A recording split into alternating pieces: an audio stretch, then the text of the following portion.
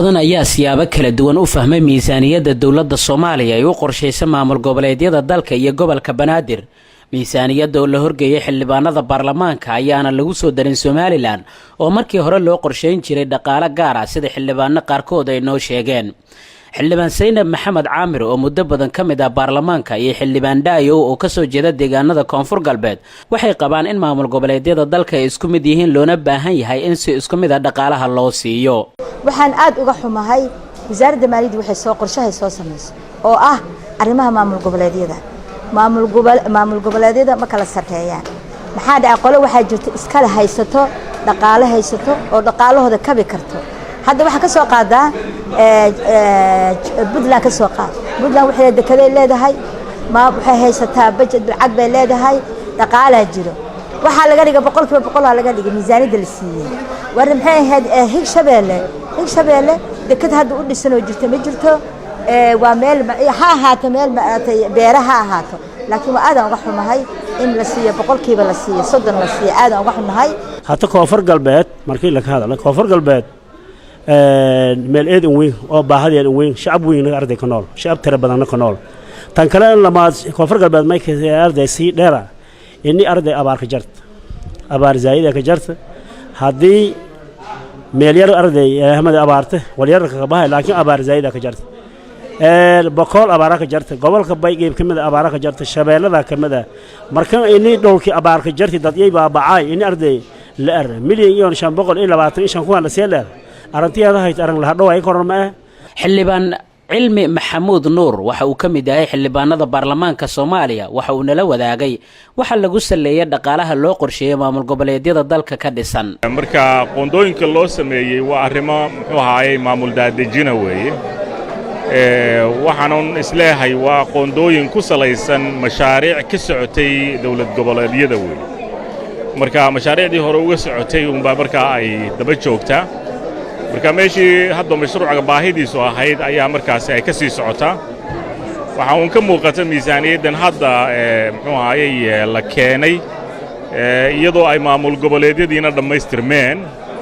inaanan qoondooyinkii hore u jiray aan wax weyn laga bedelin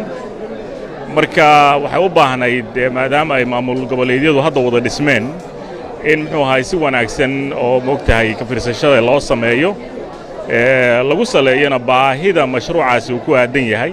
xildhibaano kale ayaa inoo sheegay in dhaqaalaha loo qorsheeyay maamul goboleedyada in aysan ahayn kuwa la siinaya maamul goboleedyada balse ay yihiin kuwa lagu fulinayo mashaariic kala duwan oo laga hirgelinayo deegaanada kala duwan ee maamul goboleedyada ka dhisan dalka Soomaaliya xildhibaan Sadiiq Xirsi Warfaa iyo xildhibaano kale oo baarlamaanka ka mid ah ayaa qaba aragti ah in dhaqaalaha loo qorsheeyay maamul goboleedyada aysan ahayn wax ay dhiibayso dawladda Soomaaliya oo kaliya balse ay ku jiraan deeqaha bangiga adduunka oo ku taageerayo horumarka dalka Soomaaliya waxaan doonayaa inaan dadka qaar waxyaabo fara badan oo ay si qalad u fahmeen miisaaniyadda maamul goboleedyada saddex maamul goboleed ayaa lacag la siiyaa horta saddex maamul goboleed waxa weeye waa Hirshabeelle Galmudug iyo South West iyo Koonfur Galbeed lacagta la leeyahay maamul goboleedka Puntland lacagaas waa lacaga mashaariic ah oo World Banking uu ku jiro marka taasina umada ogaatay in umada maarata lacagahaas waa lacaga mashaariic weey maaha wax lacag dawladda federaalka Soomaaliyeed ee u qoondeysay Puntland dadku in macnaha maarata gobolka Banaadir waa mashaariicyo ee World Bank ka wadeen Soomaaliya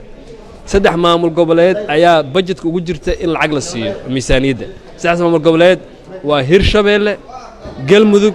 iyo Koonfur Galbeed waxaana mid walba la siiyaa bishii $150,000 filayaa daniyo lacagahan oo loo qoondeeyay dawlad goboleedyada ee budgetka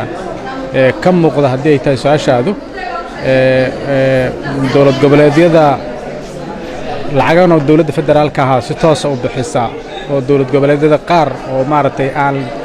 lahayn meel income ka soo galo sida dekadaha kale ayaa loogu talagalay loo qorsheeyay qaarna waa lacago ku xiran sida mashaariic ay bixiyaan World Bank oo kaleeto oo ku xiran cid walba iyo capacity-geeda iyo ayadu sida ay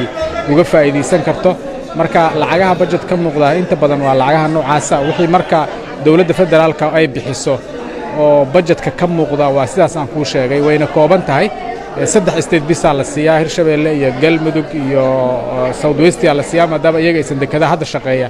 aysan lahayn wasaaradda maaliyadda Soomaaliya oo aan isku daynay inaan xogo kale oo dheeraad ah aan ka helno ayaa arrintan aan kala xiriirnay balse nooma aysan suuro gelin laakiin aragtiyo kala duwan oo ay qabaan xildhibaanada baarlamaanka ayaa ku salaysan deegaanada kala duwan oo ay matalayaan. Maxamed Ciise Maxamuud, Somali Cable TV, Muqdisho.